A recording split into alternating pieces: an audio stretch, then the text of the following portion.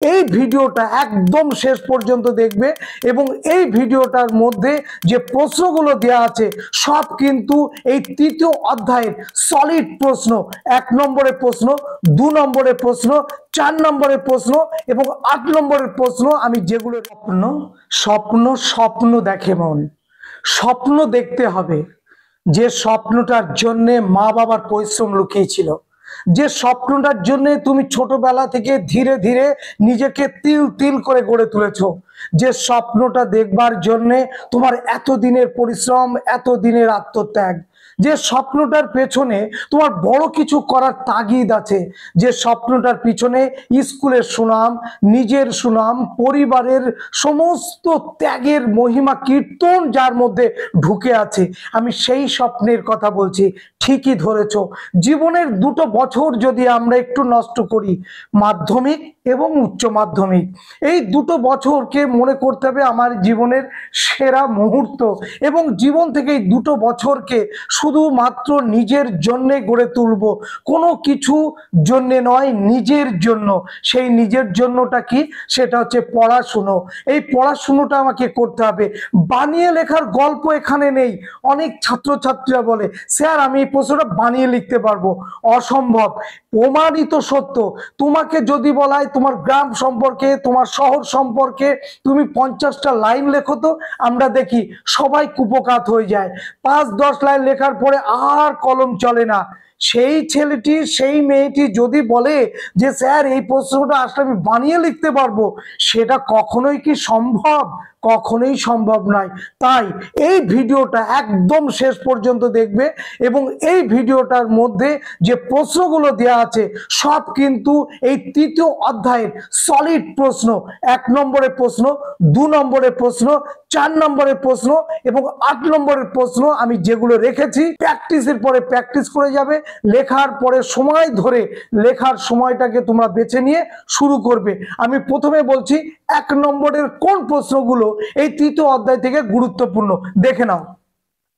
প্রথম প্রশ্ন, সন্ন্যাসী বিদ্রোহ কথাটি প্রথম ব্যবহার করেছিলেন কে? সন্ন্যাসী ও ফকির বিদ্রোহ কথাটি প্রথম কে ব্যবহার করেছিলেন? Warren Hastings. প্রথম ঔপনিবেশিক অরণ্য আইন চালু হয়েছিল কত সালে? 1865 সালে। মেদিনীপুরের লক্ষ্মীবাই কাকে বলা হয়? রানী শিরোমণিকে।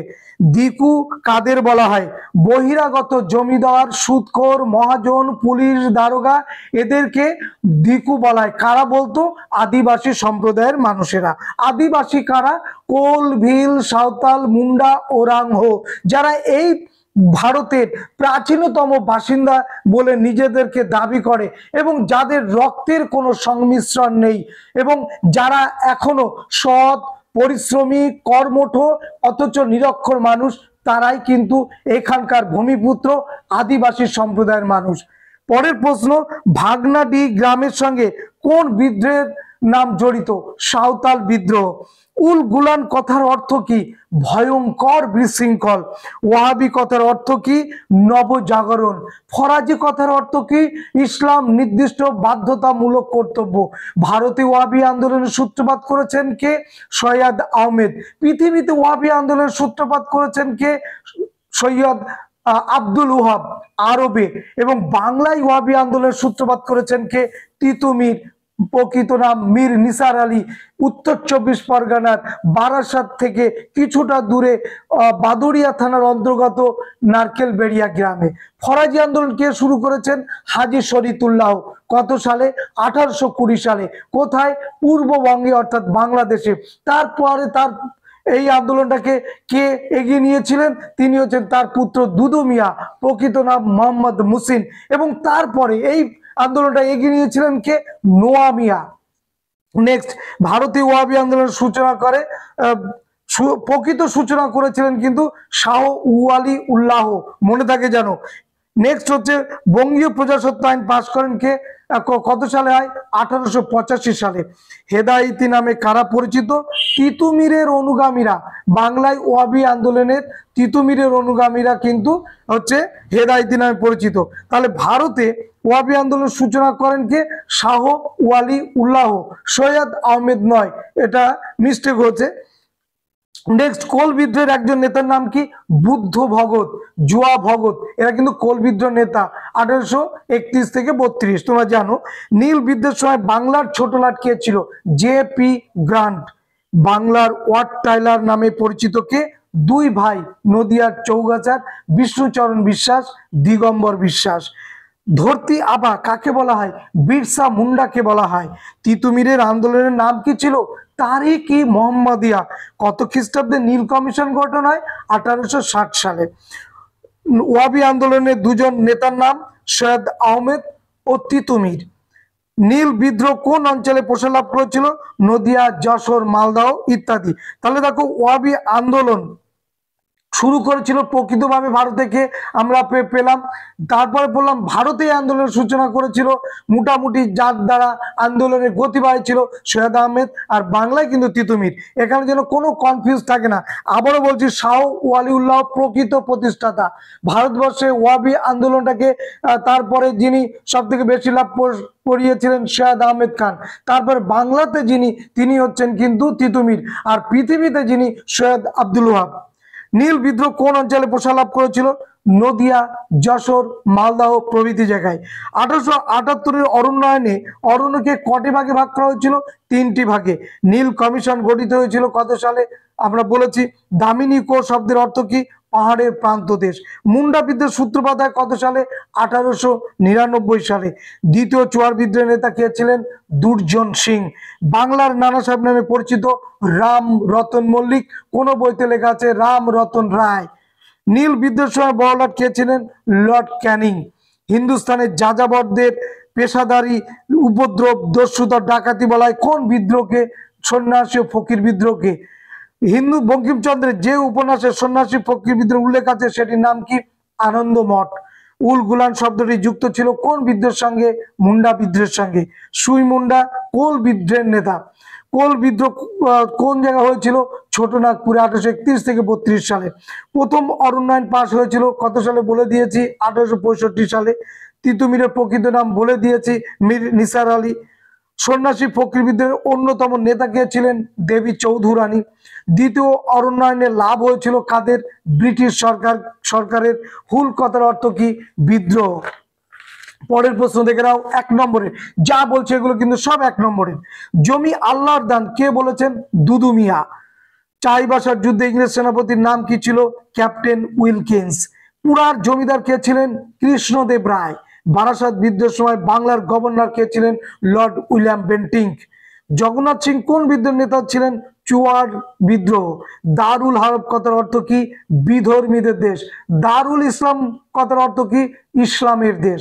এগুলো গেল একদম প্রথম তৃতীয় অধ্যায়ের 1 নম্বরের প্রশ্ন। এগুলো কিন্তু করতেই হবে।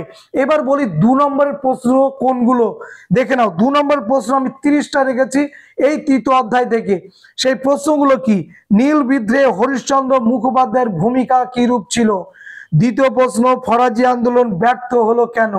তারপরের প্রশ্ন, তিতুমির স্মরণীয় কেন? তারপরের প্রশ্ন, দক্ষিণ পশ্চিম এজেন্সি কেন গড়ে তোলা হয়েছিল? তারপরের প্রশ্ন, নীলকররা নীল চাষীদের উপর কিভাবে অত্যাচার করত? পরের প্রশ্ন, রানী শিরোমণি বিখ্যাত কেন? তারপরের প্রশ্ন, কোল বিদ্রোহের 2টি ফলাফল লেখো। তারপরের প্রশ্ন, খেরওয়াড় বলতে কি বোঝো? তারপরের প্রশ্ন, 1783 খ্রিস্টাব্দে রংপুর বিদ্রোহ কেন হয়েছিল? নুরুল উদ্দিনের নেতৃত্বে।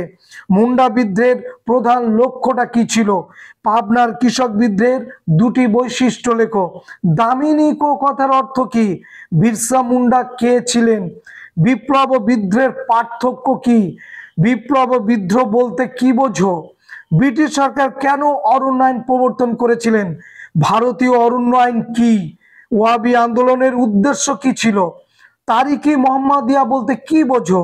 3 কাঠিয়া প্রথা কি? দাদন প্রথা কি? খুদকাঠি প্রথা বলতে কি বোঝো?